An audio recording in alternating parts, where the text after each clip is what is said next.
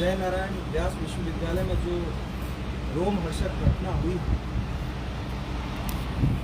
उसको पिछले 24 घंटे से अधिक समय में आप सभी साथियों के माध्यम से ये आवाज़ विधानसभा तक पहुंच गई है। आज विधानसभा के सत्र में इस बात को उठाया भी गया।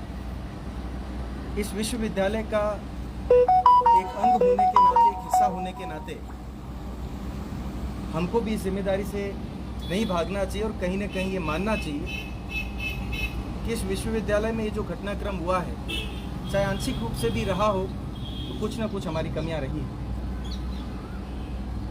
जिस प्रकार से दो नाबालिग साथियों का अजमेर से जोधपुर आते हैं, जोधपुर में एक गेस्ट हाउस में वो रुकने का प्रयास करते हैं और वहाँ पर उनके साथ दुर्व्यवहार होता है, वो वहाँ से निकलते हैं और उसके बाद 3 साथियों के द्वारा, 3 लोगों के द्वारा, मैं उन्हें असामाजिक तत्व कहकर संबोधित कर रहा हूँ, उनके द्वारा जो घटना को अंजाम दिया जाता है और पुलिस प्रशासन कुछ ही समय में उनको पकड़ भी लेती है, इसके लिए मैं उनकी भी प्रशंसा करता हूँ।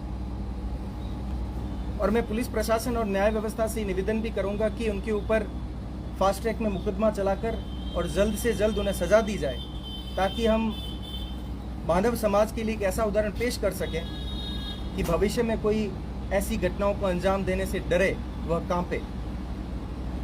विश्वविद्यालय स्तर पर अगर मैं बात करूं तो इस घटना की जिम्मेदारी में विश्वविद्यालय प्रशासन को भी लेनी चाहिए। वो इस जिम्मेदारी से भाग नहीं सकता, क्योंकि गत पूरे शैक्षणिक वर्ष में उन्हें छोटी छोटी कमियों के बारे में बताया भी जाता रहा। वे खुद के प्रयास भी करते रहे, जहाँ कुछ सकारात्मक प्रयास हुए, कुछ प्रयासों में वो फेल रहे। तो अगर एक सकारात्मक बिंदु है तो नकारात्मक बिंदु के तौर पर उनकी सुरक्षा में चूक थी। 10 अप्रैल से राजस्थान सरकार के आदेश के अनुसार जो ठेका कर्मी थे, उसमें गार्ड्स लगे हुए थे, वो वहाँ से हटा दिए गए। उसके बाद पिछले 2-2.5 महीने से विश्वविद्यालय की ओर से कोई भी गार्ड्स की नियुक्ति नहीं की गई है, जो कि दिखाती है कि ये घोर लापरवाही है।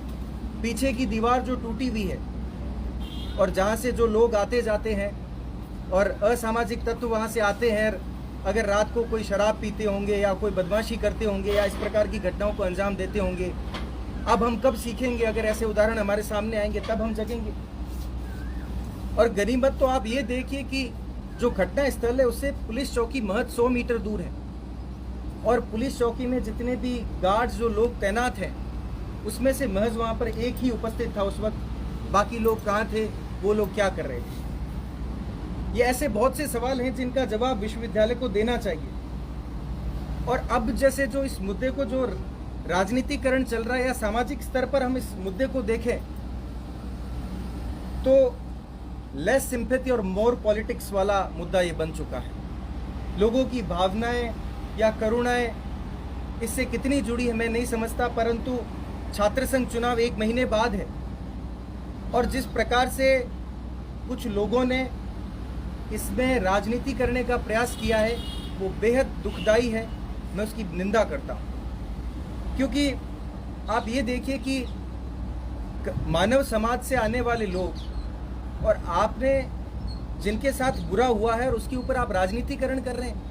आप या तो किसी व्यक्ति विशेष को आरोपी ठहरा रहे हैं या किसी संगठन को आरोपी ठहरा रहे हैं। फिर ऐसे तो अभी 2 दिन पहले अभी सरकार के जो राज्य मंत्री का दर्जा प्राप्त गोपाल केसावत जी पकड़े गए। उनका राहुल गांधी के साथ भी हाथ मिलाते हुए फोटो है, कांग्रेस के मौन सत्याग्रह में भी फोटो है। तो इसका मतलब पेपर आउट में क्या राहुल गांधी जी को दोषी माना जाए? तो कोई भी व्यक्ति किसी से भी जुड़ा हुआ हो सकता है। या हम एक बात करें कि छत्तीसगढ़ में 6 महीने पहले वहाँ के जनरल सेक्रेटरी में एनएसयूआई के, उसके ऊपर रेप का एक चार्ज लगा, उसको दोषी भी पाया गया। तो कभी भी कोई संगठन या कोई विचारधारा किसी को ये प्रेरित नहीं करती है कि आप ऐसे कृत्य करें। और मैं तो ये मानता हूँ कि इसका राजनीतिकरण बंद होना चाहिए। अगर आपने मानव भावनाएं बची है और आप संभ्रांत समाज से आते हैं तो ऐसे लोगों का विरोध करें। और विश्वविद्यालय स्तर पर ऐसी घटनाओं को रोकने के लिए भविष्य में क्या प्रयास किए जा सकते हैं? अगर विश्वविद्यालय चाहे और ओल्ड कैंपस को अगर वो चाहते हैं कि न्यू कैंपस में शिफ्ट किया जाना चाहिए, क्योंकि आजकल राजनीतिकरण का एक बहुत बड़ा मुद्दा बना हुआ है, तो हम सहर्ष स्वीकार करते हैं कि आप ओल्ड कैंपस के जो भी फैकल्टीज़ हैं आप न्यू कैंपस में बेझिझक बेखौफ वहाँ पर शिफ्ट करिए, हम लोग इसका स्वागत करेंगे। मैं बतौर निवर्तमान छात्र संघ अध्यक्ष होने के नाते मैं भी इसका स्वागत करूँगा। अब समय है कि हमें जातीय सौहार्द बनाकर चलना चाहिए। बात तो ये हो गई कि जिस प्रकार से मैं बड़े खुले स्पष्ट शब्दों में कहूँ तो यहाँ का छात्र संघ चुनाव और अध्यक्ष पद पर जिस प्रकार से दो जाति विशेष के बीच लड़ा जाता है, मैं तो सम्मान करता हूँ कि दोनों मार्शल कौम है, दोनों का संघर्ष सहोदर रहा है, दोनों ने संघर्ष के झंझावातों को झेला है और दोनों जुझारू कौम है। और इस ऐसे भावनात्मक मुद्दे पर दोनों राजनीति नहीं करें। जो हुआ है वो बेदंदनीय है। मानव होने के नाते मानवता दिखाएं, उसका विरोध करें और ये राजनीतिकरण बंद करें। और विशेष तौर पर जो भी प्रत्याशी है, जिस किसी भी छात्र संगठन से बिलोंग करते हैं, संबंधित है, उन लोगों से ये निवेदन रहेगा कि वो इसका विरोध करें। और भविष्य में जब मैं चुनाव जीत कर आया था और मेरी जो पहली बाइट भी थी आप लोगों के बीच में, वो यही थी कि मैं सभी को साथ लेकर चलने का प्रयास करूंगा। जातिगत विषमता, लोग एक दूसरे से अगर लड़ रहे हैं तो मैं इन चीज़ों को तोड़ने का काम करूंगा। अगर आप सब लोगों ने देखा तो वर्ष भर मैंने कम से कम ये काम तो किया है कि मैंने दोनों जातियों के बीच जो खाई बनी हुई थी उसको कम से कम एक स्तर पर लाकर समतल करने का प्रयास किया है, परंतु फिर भी कुछ ऐसी घटनाएं होती है जो बेहद दुख देती है। तो आप सभी मीडिया के माध्यम से ये निवेदन है पुलिस से, न्यायपालिका से, कि ऐसे आरोपियों को सख्त से सख्त सजा दें। हमारी उनके साथ बिल्कुल भी सिंपैथी नहीं है। हम चाहते हैं कि इनको जल्द से जल्द सजा मिले और ये औरों के लिए उदाहरण बने। इसके बाद आपके जो भी कुछ सवाल हो, लगता नहीं है कि इसको सामाजिक रंग दिया जा रहा है इस घटना में? नहीं, बिल्कुल इसको सामाजिक रंग दिया जा रहा है। आप देखिए कि पिछले 24 घंटे से अधिक समय हो चुका है और एक विशेष छात्र संगठन या उसमें जो काम करने वाले लोग हैं, और वो कौन लोग हैं वो आप जानते हैं। उनके आप जब फोटोग्राफ्स देखेंगे प्रदर्शन करते हुए, आप वापस देखेंगे तो वो कई तो फोटोग्राफ्स में हंसते हुए दिख रहे हैं। तो ये तो आपकी करुणा है या फिर राजनीतिकरण कर रहे हो, समझ में नहीं आ रहा। बजाय इस मुद्दे में आपको तो सारे प्रत्याशियों को साथ मिल करके कि हम किस प्रकार से इनके न्याय की मांग कर सकते हैं, वो तो प्रयास किया नहीं इन्होंने तो ये प्रयास किया कि ये हमें एक अवसर मिला, या तो किसी जाति विशेष को नीचे कर दिया जाए या किसी जाति विशेष को ऊपर कर दिया जाए। मैं तो आपको ये भी कहना चाहता हूँ कि उनको पकड़वाने में भी आपको पता होगा कि किन लोगों का सहयोग रहा। जो लोग आरोपी पाए गए उसी के जाति के लोग भी थे जिन्होंने पुलिस को शिकायत भी की है, तो इसका भी फिर अप्रिसिएशन दे दिया जाए। तो कुल मिलाकर आपराधिक प्रवृत्ति के लोगों के लिए हमारा कोई सम्मान नहीं होना चाहिए और उनके लिए कोई दिल में स्थान भी नहीं होना चाहिए। इसलिए जो सामाजिक रंग दिया जा रहा है ये बेहद गलत है। आप क्या करते हो? देखिए, मैं आप जो कह रहे हैं, मैं पिछले 1-2 दिन बाहर था राजस्थान से। मैं आज ही जोधपुर पहुंचा हूँ। पहुंचते ही मैं विश्वविद्यालय प्रशासन से मिला और कल कलेक्टर और कमिश्नर से भी मिलकर के ये दरख्वास्त करूंगा, उनको पत्र के माध्यम से लिखित रूप से भी ये दूंगा, मांग करूंगा कि इन आरोपियों को सख्त से सख्त और विद इन टाइम, बहुत शॉर्ट टाइम में इनके लिए डिसीजन आ जाए और इनको सजा दी जाए। आप सामाजिक रंग और जब ये घटना हुई, खुलासा हुआ, उसके बाद से ही दोनों पक्ष की ओर से होता है। देखिए, मैं यही कह रहा हूँ कि तो मैंने ये तो दोनों पक्षों का कहा आपको, मैंने ये बात को तो कहा। मैंने कहा जो भी राजनीति सामाजिकरण हो रहा है ये गलत है। ऐसे ये भावनात्मक मुद्दे हैं, इसमें कम से कम शर्मसार हुई तो मानवता शर्मसार हुई, कोई जाति विशेष शर्मसार नहीं हुई। ठीक है, आप भारतीय लोकतांत्रिक व्यवस्था में जाति का एक विशेष महत्व होता है, उसको आप झुठला नहीं सकते, परंतु इसका आशय ये भी नहीं है कि हम केवल और केवल उस जाति के मानकों के आधार पर ये तय करें कि जाति इसी जाति विशेष का व्यक्ति है तो ये आरोपी है और ये पूरी जाति आरोपी है।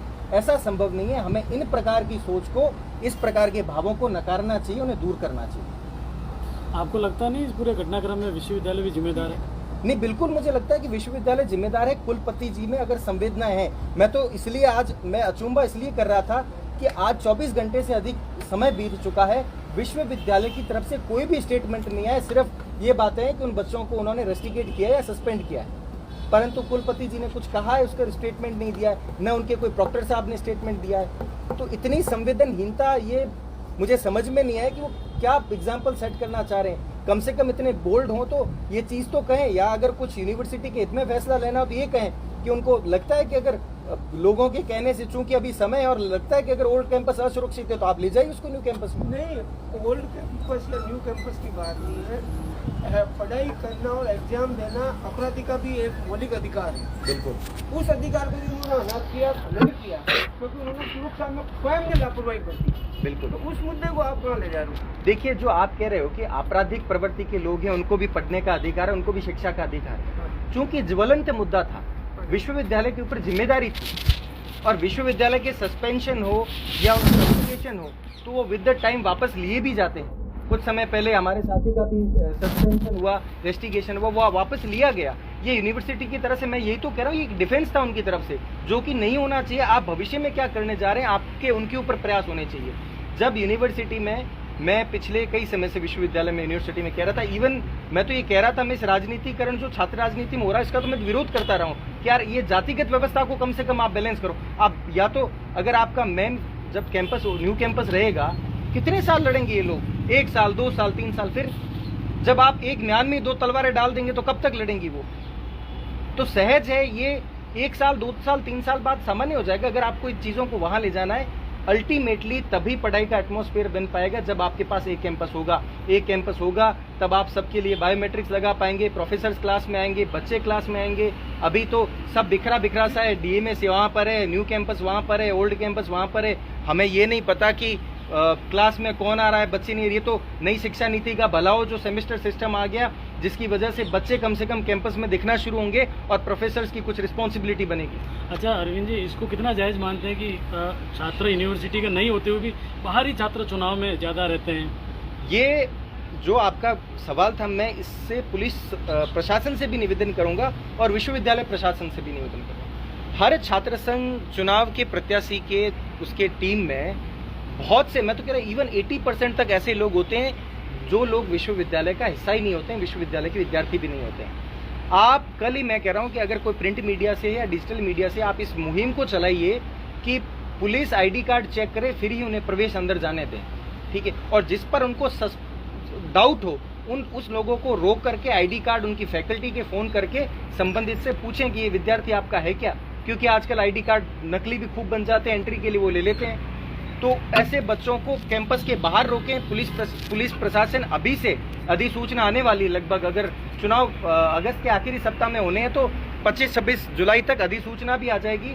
तब से लेकर के चुनाव जब तक संपन्न नहीं हो जाता, पुलिस बैरिकेटिंग करे हर कैंपस में, हर इंस्टीट्यूट में, और वहीं से कोई गाड़ी अलाउ नहीं करे और बच्चों को पैदल ही भेजे जो विद्यार्थी उसका, और उनके साथ कैंपेन में उन्हीं स्टूडेंट्स को अलाउ करें जो वाकई में विश्वविद्यालय के विद्यार्थी हैं। उसके अलावा विश्वविद्यालय प्रशासन स्ट्रिक्ट से ये भी निर्णय लें कि जो इनकी दीवारों को गंदा करते हैं विश्वविद्यालय की, उनके खिलाफ भी कम से कम उनको नोटिस भेजें 1-2 बार। और अभी नाक का सर्वे आया, हम लोगों ने पहले से तो इम्प्रूव हैं, 10-12 साल बाद में वापस चुनाव आते हैं, हम भर देते हैं। अगर 1-2 के खिलाफ आप आउट ऑफ द बॉक्स जाकर हार्ड डिसीजंस लेंगे तो भविष्य के लिए एग्जाम्पल सेट होगा, जो कि हम कर नहीं पा रहे हैं। लगातार तुष्टिकरण का काम कर रहे हैं, लगातार लोगों को खुश करने का काम कर रहे हैं। आप इस बार आप कह रहे हो तो ओल्ड कैंपस को न्यू कैंपस में स्थानांतरित किया गया है ना, तो उससे ये झगड़े कम हो जाएंगे, शिक्षा भी बढ़ जाएगी। तो ये एकदम ये मुद्दा क्यों उठ रहा है? इतने सालों में नहीं उठा ना, आपके ना तो मैनिफेस्टो में था ना कोई बात, नहीं। देखिए, होने के बाद आप कर रहे हो। एक आपका सवाल जायज़ है। मैं तो यहीं बैठा हूँ, आप कुलपति महोदय से पूछिएगा कि इस शैक्षणिक वर्ष के दौरान अरविंद ने आपसे इस बारे में कितनी बार चर्चाएं की। मैं लगभग चर्चा होती थी 2-3 महीने से। मैंने कहा आपका लेआउट क्या है, आप किस प्रकार से वहाँ ट्रांसफर कर रहे हैं। अभी बीच में एक बात चली कि स्पोर्ट्स बोर्ड को वहाँ भेजा जा रहा है। तब मैंने कहा सर, आपके सामने, आंखों के सामने जीती जागती विफलता ये है कि आप एमपेड की क्लासेस यहाँ लगा रहे हैं, जबकि वो पार्ट्स तो आर्ट्स फैकल्टी का है। तो बच्चों की फिजिकल की कक्षाएं तो वहाँ लगेगी और जो एकेडमिक है कोर्स की कक्षाएं वहाँ लगेगी। कैसे संभव है? पीरियड्स कैसे ले पाएंगे?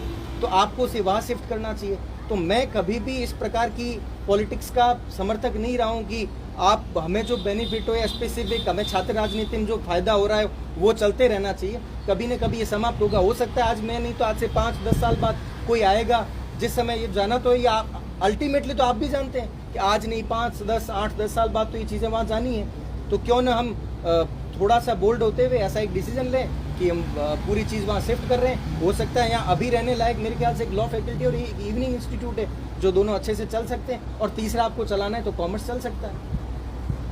कहीं ना कहीं छात्र नेताओं की भी जिम्मेदारी है कि वो शक्ति प्रदर्शन के लिए बाहर के छात्रों को लेके आते हैं। नो डाउट स्टूडेंट लीडर्स भी पूरे की पूरे इस चीज़ में इन्वॉल्व है। मैं यही तो उनसे भी निवेदन करना चाहता हूँ। पता नहीं इस विश्वविद्यालय की राजनीति ये जब से सोशल मीडिया का ट्रेंड आया है एकदम बदल गई है, छात्र राजनीति के मानक बदल गए हैं और पता नहीं वो क्या आजकल की छात्र राजनीति में वो किस परिभाषा पर राजनीति कर रहे हैं, मुझे ये समझ में नहीं आ रहा है। आप विश्वविद्यालय में होते हुए एक गुरु और शिष्य एक साथ सामूहिक वर्ग का नाम आता था, जो साथ रहकर विश्वविद्यालय या अन्य महाविद्यालय की परंपरा को चलाते हैं। और वहाँ पर आज तो अगर आपको छात्र नेता बनना है तो कुलपति की टेबल पर सामने जाइए, 2 गालियाँ दीजिए, आपको छात्र नेता का दर्जा मिल जाएगा। हम इतनी क्षीण और छोटी निम्न परिभाषा पर आकर रुके हैं। तो इन चीज़ों का भी मैं कहता हूं कि छात्र नेताओं को रोकना चाहिए। कम से कम आपकी छात्र राजनीति अभी तो आइडियलिज्म पे चले, आप कल भविष्य की राजनीति में चले जाएंगे, हो सकता है कि आपके मानक बदल जाएं। अभी आपकी छात्र राजनीति का मूल अगर कोई मूल हो, तत्व हो, तो वो आपका आइडियलिज्म, आदर्शवाद होना चाहिए। आप उसी पर राजनीति करें। और उसके नाते जो आपका सवाल था कि आप जो बाहर से बगैर चेक किए अनटेस्टेड अनट्रस्टेड लोगों को जो लाते हो, जिनसे आप अपना कैंपेन चलाते हो, उससे ये परिणाम देखने को मिले हैं जो कि गलत है। जैसे जिस प्रकार से जिनका भी नाम आया, अब वो उसमें इन्वॉल्व हो नहीं हो ये अलग विषय है, जांच का विषय है। जैसे इसमें तो उससे क्या है कि आज किसी मानसिक रूप से कोई कैंडिडेट तो कितना टूट चुका होगा, अब उसका उनमें इन्वॉल्वमेंट नहीं भी और चाहे नाम आ जाए, उसकी जगह चाहे मैं भी होता तो शायद मेरी भी मनोस्थिति वही होती। तो ये चीज़ें छात्र नेताओं को भी विशेष तौर पर इस पर ध्यान देना चाहिए। ठीक है।